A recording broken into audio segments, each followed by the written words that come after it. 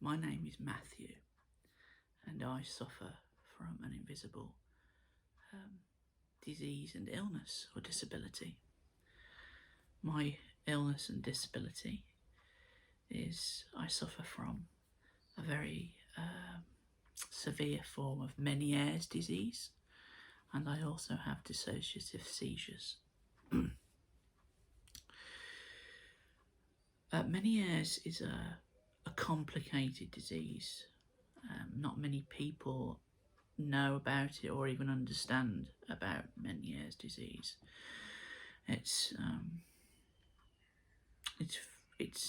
highly unlikely you're going to find a local GP who knows enough about Meniere's to help, other than the standard bog help that you get, which is stick them straight on beta-histine. And saying that, it's very difficult to find a consultant even who really fully understands enough to diagnose Meniere's properly. I'm very lucky in the fact that I live in Derbyshire, and when we came here we found out that there was a special Meniere's clinic up at the Derby Royal, and it was run by an exceptional doctor called Dr. Meehan, whom I worked with for a series of years, going through lots and lots of different types of medications to find the right prescription list that would help me in some small way to cope with this disease. It's an inner ear vestibular disorder, and I've suffered with inner ear problems my entire life. But Meniere's is a whole different ball game when it comes to suffering, in my opinion. I can only tell you what happens to me and describe my life to you. And the reason I wanted to do this is because many people with Meniere's suffer in silence, and they don't get the recognition that they deserve to get from the medical establishment, and to a large degree from the government with regards to personal independence payment, PIP, or the DLA, the Disability Living Allowance as it was once called. It's extremely difficult to get hold of it, and I think that's because nobody really understands how hard it can be to live with this disease, and because, of course, Meniere's isn't the same for every sufferer. It's different. Some people can have Meniere's and look like they're living very perfectly normal lives. For instance, there's a bevy of celebrities that have Meniere's disease, some of them ex-musicians, obviously. And I say obviously because they suffer with the tinnitus form of Meniere's, which of course then goes into the dizziness. And then of course there's somebody like Chris Packham on the BBC who has suffered or does suffer with Meniere's, who seems to lead a normal life on camera, but I know suffers very much with it off camera. And my suffering with Meniere's has taken its toll on my life and curtailed my life in ways that I never thought possible. I suffer from continuous tinnitus and night and day, and I have drop attacks, and I hate it when people say, do you go dizzy? You have a dizzy spell, because let me first assure you that if you are suffering with Meniere's disease, you do not have dizzy spells. You have vertigo attacks, and they can be extremely intense. Someone once asked me to describe a dizzy spell. I think it was at the doctor's, and I said, I don't have dizzy spells, I have world-shifting vertigo. And I try to describe, and it's very hard to describe to someone who doesn't suffer with Meniere's, with that aspect of Meniere's. The whole world turns upside down and inside out. The floor becomes the ceiling becomes the floor, the walls merge into one another. It's just horrific. And then, of course, I suffer from sickness, although I'm on medication for that, so I still get very sick. I mean, physically sick. And then, of course, I fall and hurt myself a lot. I've fallen on the street, not being able to walk. I've fallen in the garden. I've fallen down the stairs, as I have this morning, and I've damaged my face just a little bit. I'm very surprised I haven't died falling, especially when I suffer from a drop attack, which is what I had this morning. And at first, when I was first suffering from it, people used to come up to me in the street and say, or to my family anyway, and say, you had a bit too much to drink, has he? A bit worse for wear, because, you know, you stagger all over the place. And you can't grip onto anything, because you don't know where anything is. And that used to bother me. But it is what it is. I've fallen in Tesco. I've had to be pulled up off the floor in Tesco many times, put into a wheelchair, wheeled out. And during the pandemic, of course, with everybody wearing masks, you know, I tried to be a good citizen at first and wear the mask. But when you're not feeling well anyway, and you put that thing on, it just makes you feel 10 times worse. And I was getting really dizzy all the time.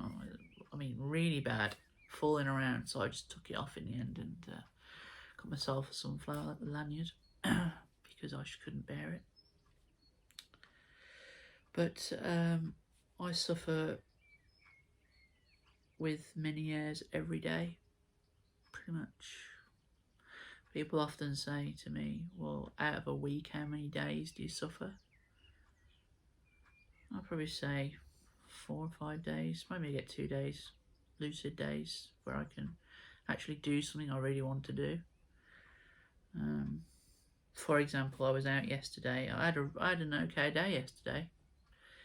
I went out yesterday with my son, and we went on a local walk down where we live in the village, not too far away, just a local walk down by the village. And it's not busy or anything. It's around a big lake up by the big stately home, which we have access to.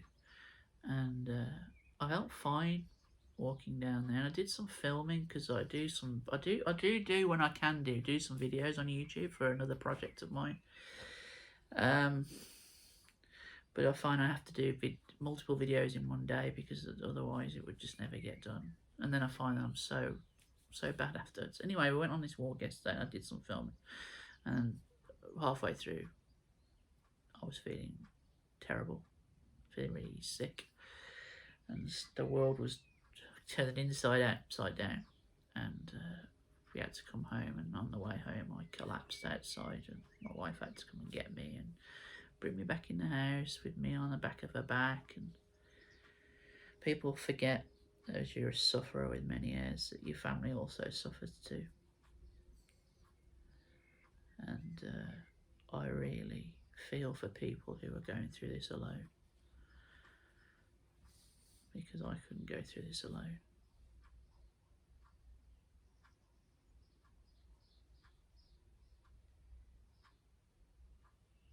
My family are really, really good.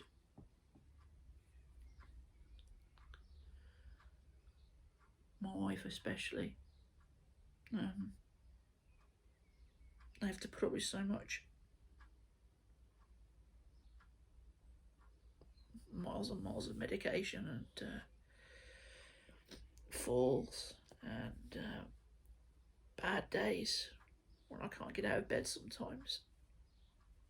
I'm stuck in there for 2 or 3 days because I can't walk or I can't focus properly. And my children are fantastic. They've grown up with it, that's all they know. Their daddy's ill.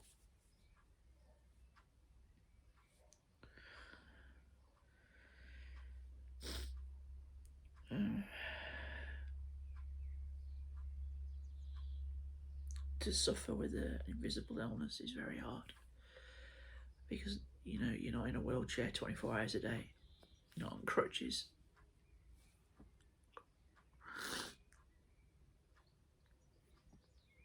And of course, along with this horrible disease, you get knock-on effects like depression and isolation. It's really hard. You don't get to go out very many places because you don't want to fall and hurt yourself. Anybody who sees me around, I'm having a really good day. And I'm able to get out and about with the family, even if it's just a short trip to Tesco. It's better than being stuck at home. But Meniere is horrible. I hate it with a passion. And I pray every day that he lifts from my shoulders some way. Surgery is not an option for me because of the bad state of my inner ear and my eardrum anyway. And there aren't that many options anyway. Injections into the middle ear, steroid injections, gentamicin. If you don't want to do that, you can have your back of your ear sliced open, put a pad soaked in gentamicin. It's not an option for me. I've already had all that. It's just not an option for me. So medication is the only relief I get. And the medication is, for me anyway, I don't know anybody else, but for me it's pretty rough, pretty strong. And my life is ruled and controlled by Meniere's disease. So if I try and take enjoyment out of my good days, I hope no one takes that against me. If I make some videos and put them on the internet, I hope that nobody takes that against me because I'm having a good day and I can do something I love.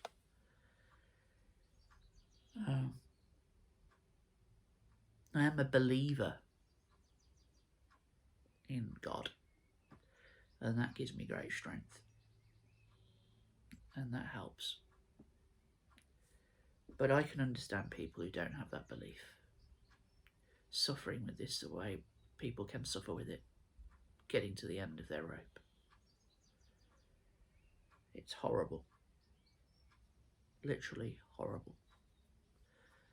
And the way the state do not recognise and make it difficult for people like me to get help is a disgrace. We should be ashamed of ourselves, putting vulnerable,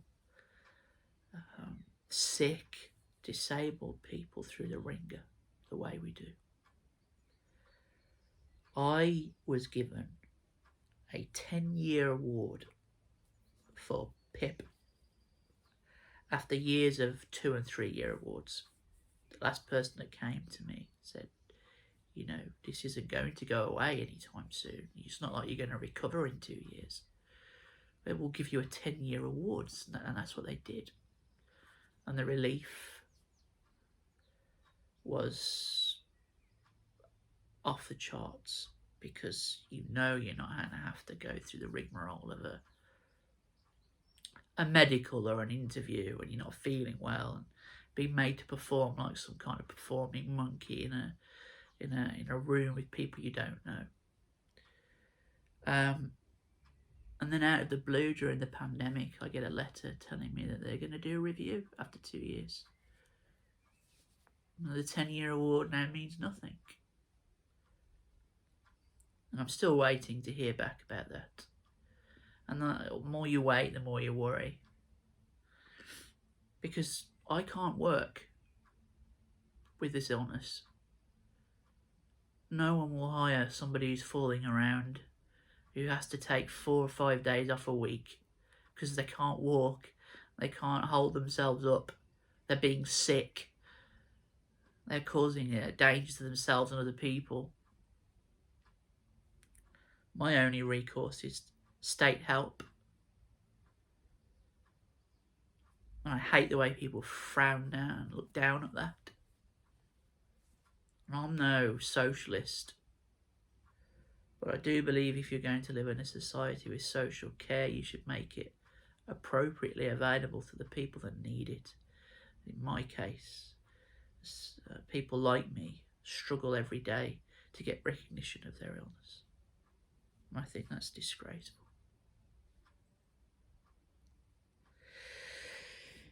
But I'm making this video so that people know you're not suffering alone. There are other people like you, and there are good days. Not very many, but there are good days. I can enjoy my children playing in the sun, and maybe enjoy a family meal out, or do something I love, like doing videos with people. So that's my story. That's what I suffer with. I have to go through bangs and bruises and smashes and scrapes. But without my family, it would be a hell. And I'm extremely grateful for them. So,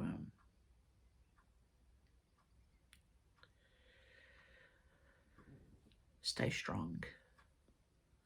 Try and stay positive. You're not alone. Bye-bye.